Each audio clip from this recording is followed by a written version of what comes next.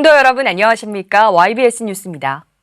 어느덧 2016년의 절반이 지났습니다. 상반기를 돌아보며 우리의 모습을 살펴보게 되는데요. 잘한 것은 주님이, 못한 것은 내가 했다고 여기며 하반기는 더 충성된 일꾼으로 쓰임받길 바랍니다. 지난주 목회자의 날 기념 목회자 세미나가 진행됐습니다. 이 소식 강유희 기자가 전합니다. 한국교회 정보센터가 주관하는 목회자의 날 기념 목회자 부부 영적 세미나가 5월 30일부터 6월 2일까지 흰돌산 수양관에서 열렸습니다. 전 세계가 하나님의 말씀에 방관하고 붕괴되어가는 기독교의 현실 속에 세상의 방법으로 타협하는 목회가 아닌 오직 하나님의 말씀대로 목회하기를 간구하는 성회로 진행됐습니다. 총 5번에 걸쳐 말씀을 전한 강사 윤석전 목사는 첫 시간부터 목회자들의 죄와 허물을 성령의 감동에 따라 강하게 질책했습니다. 특히 한국 교회와 목회자가 성령을 거역하는 무서운 현실을 전하며 한국 교회의 회개를 촉구했습니다. 예수를 회방하고 욕하고 죽이는 것은 회개로 죄사함을 받을 수 있으나 성령을 회방하고 거역하면 죄사함을 받을 수 없다는 예수님의 말씀은 진리이다. 그 성령을 무시하고 거역하며 자기 뜻대로 목회한 죄는 최후의 날 반드시 심판이 있음을 알아야 한다고 강력하게 설교했습니다. 우리가 성령과 어떤 관계냐 그 말이오. 그가 나를 피로 샀다, 값주고 샀다. 그리고 우리를 샀으니까 자기가 쓰려고 왔다. 어디다 쓰려고 왔냐? 예수 복음 전하는데 쓰려고 왔다. 먼저 예수 그리스도의 생애와 복음을 나에게 줘서 내가 그 은혜가 감동하게 만들고 이 소식을 전하면 안 되겠다는 생각을 바꾼다. 내 인격을 바꿔놓는다. 성령의 인격으로 살게 한다. 아멘 합시다. 그 나를 평생에 쓰시러 오셨다. 사용할 권리가 있는 분이요. 목회자는 하나님 아버지와 아들 예수 그리스도로 시작되어 성령으로 완성된 구속사역의 바통을 이어받아 기도와 회개로 영혼을 살리는 종으로 사용돼야 한다고 애절하게 외쳤습니다. 또한 마귀는 갖은 수단과 방법으로 우리를 믿음에서 떠나게 하므로 이 마귀 역사를 영적으로 분별하여 하나님께서 주신 성경의 방법대로만 목회하라고 전했습니다. 목회자들을 향해 전해지는 성령의 말씀을 통해 그동안 하나님 말씀에 순종치 못했던 자신의 모습을 발견한 수많은 주의 종들은 울부짖으며 회개했습니다. 하나님의 역사를 내가 내 생각이 가로막고 있구나. 내 생각이. 나는 하나님의 말씀을 절대 복종하려고 애를 쓴다고 생각을 하고 있었는데 말씀을 내가 가로막고 있어서 주님이 나를 통하여 역사하실 수 없었구나. 참 그 부족하고 연약한 것을 깨달아 알았어요. 그때 참 큰 은혜를 받았습니다. 나는 죽고 오직 성령이 이끄시는 대로 사는 삶. 이를 위해서는 오직 기도밖에 다른 길이 없을 것입니다. 현재 직면해 있는 한국교회의 어려움과 문제들 역시 기도를 통해 목회자와 성도가 깨어나고 한국교회가 변화된다면 반드시 성령이 역사하실 것입니다. 이 역사를 기대하며 성도로서의 신앙생활을 위해 힘써 기도하시기 바랍니다. YBS 뉴스 강유희입니다. 윤석전 담임 목사와 성도 일행이 일본 성지 순례를 다녀왔습니다. 순교의 믿음을 다지고 돌아온 3박 4일간의 여정을 박선영 기자가 정리했습니다. 우리나라보다 350년 앞서 기독교 복음을 받아들이고도 현재 기독교 인구가 1%도 채 안 되는 이웃나라 일본. 그곳에도 순교자들의 뜨거운 피가 흐르고 있습니다.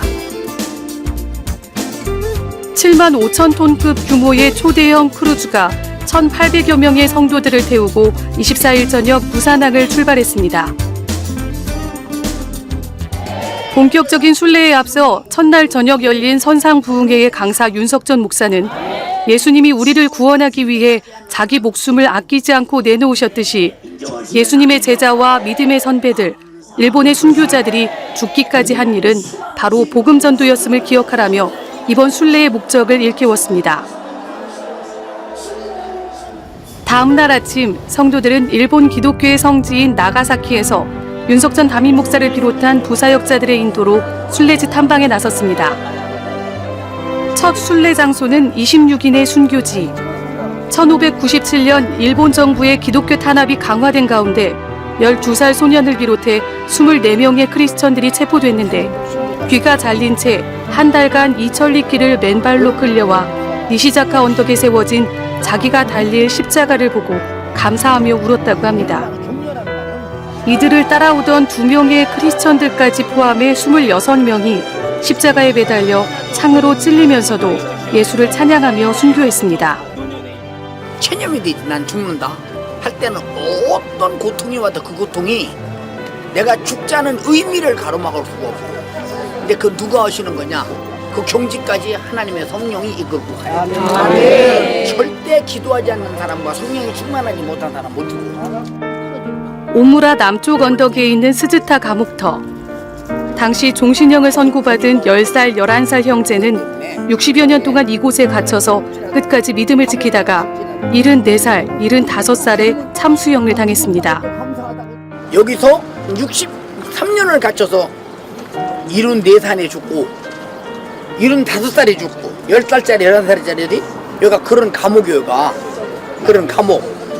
근데 우리가 여기 온 것은 처형당한 사람들은 극한 반발을 해. 뭐 때문에 예수 믿게 하느냐? 지구랑 극렬분자처럼 그렇게 해서 죽여버리고 여기서 이제 그래도 끝까지 예수 믿겠다고 하는 그런 사람들은 종신형으로. 예수를 버리지 않기 위해 한평생을 좁은 감옥에서 온갖 고문을 당하다 천국에 간 순교자들 앞에서 성도들은 목숨보다 귀하게 지켜야 할 것이 신앙임을 되새겼습니다. 스즈타 감옥에서 10살, 11살 먹은 애들이 70살 넘도록 감옥에 갇혀서 죽는 것을 듣고 나도 예수님을 전하다가 그렇게 죽는 그런 마음이 가장 행복하다는 마음이라는 것을 느끼게 됐어요. 크리스천 131명이 무릎을 꿇은 채로 차례로 목이 잘려 참수당한 호쿠바루 처형장에서는 성도들도 무릎을 꿇고 죽음 앞에서도 의연할 수 있는 그 순교의 믿음을 달라고 과거의 그들처럼 현재의 일본인들도 복음으로 변화시켜달라고 기도했습니다. 죽은 크리스천들이 부활할 것을 두려워해 머리와 몸을 따로 매장했다는 머리와 몸 무덤 등 일본의 여러 순교지를 방문하면서 성도들은 죽음에 이르는 잔혹한 고문으로 신앙을 버리도록 핍박받을 때 과연 우리의 모습은 어떨지 돌아봤습니다. 실제로 순교했던 사람들의 거기 무덤이나 처형장 그리고 화형장을 갔는데 정말 그들의 삶을 진짜 이제 눈으로 보고 이제 알고 이게 경험을 하게 되니까 정말 제 삶 가운데서 정말 내가 이런 상황 가운데서 정말 주님을 위해 부인하지 않고 나갈 수 있을까 참 많은 생각을 했던 것 같아요. 말씀 가운데 목사님께서 깨닫게 하시고 정말 실제로 가서 순교에 대해서 경험하게 되는 정말 귀중한 시간이었던 것 같습니다. 첫날 순례 여정을 마친 성도들에게 윤석전 목사는 순교지를 돌아보며 우리가 알아야 할 것은 그들이 죽음 앞에서도 당당히 주를 믿는 믿음을 저버리지 않았다는 사실을 기억하고 우리도 그 믿음을 가져서 죽음의 순간에 주님을 배신하지 않는 순교의 믿음을 소유하자고 말했습니다. 이튿날 히라도에서 방문한 곳은 자비에르 교회입니다. 일본 기독교는 1549년 8월 프란치스코 자비에르 선교사로부터 시작됐는데 1931년 일본 선교 400주년을 기념해 세워졌습니다. 짧은 번영을 누리고 긴 암흑기에 돌입한 일본 기독교. 선교사들을 추방하고 기독교 선교를 금하는 기독교 금지령 원본이 전시된 마츠우라 사료박물관과 1621년 이탈리아 선교사를 공개 화형시킨 야이자 화형장도 둘러봤습니다. 마지막 순례 일정은 에도 시대의 일본인들이 크리스천들을 색출하기 위해 시행했던 후미에입니다. 마을 사람들을 모아놓고 예수의 그림을 밟는 자는 살려주고 밟지 않는 자는 죽여버렸던 현장을 체험해보며 성도들도 순교의 믿음을 다짐해봤습니다.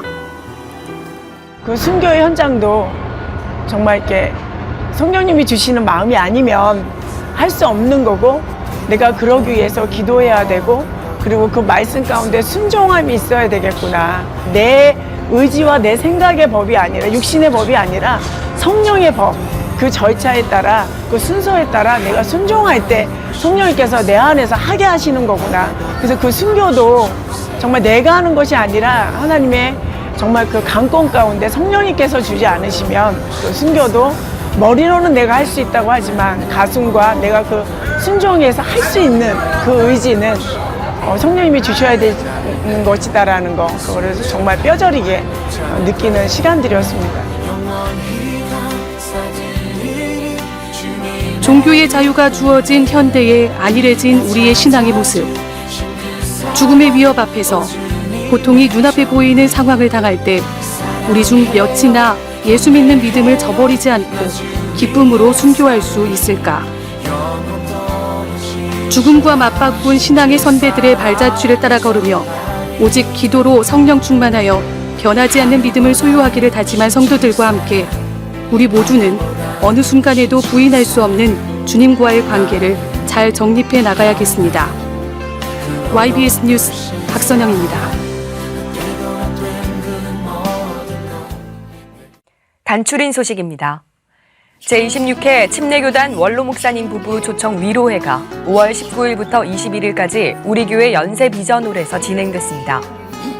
기독교 한국침례회 교역자복지회가 주최한 이번 위로회는 일평생 주의 일을 감당해온 원로 목회자들을 격려하기 위해 마련됐으며 전국에서 200여 명의 침례교단 소속 원로 목사님 부부가 참석해 큰 은혜와 위로를 받았습니다.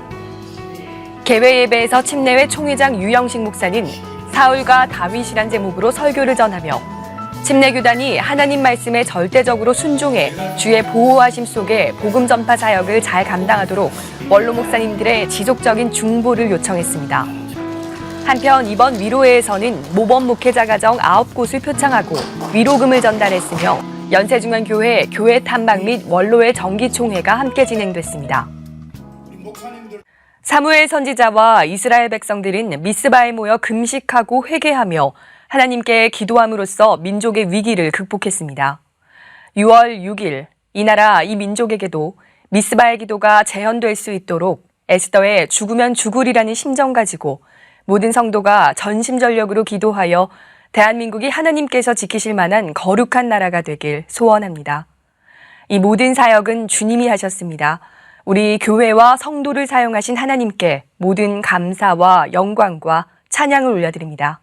감사합니다.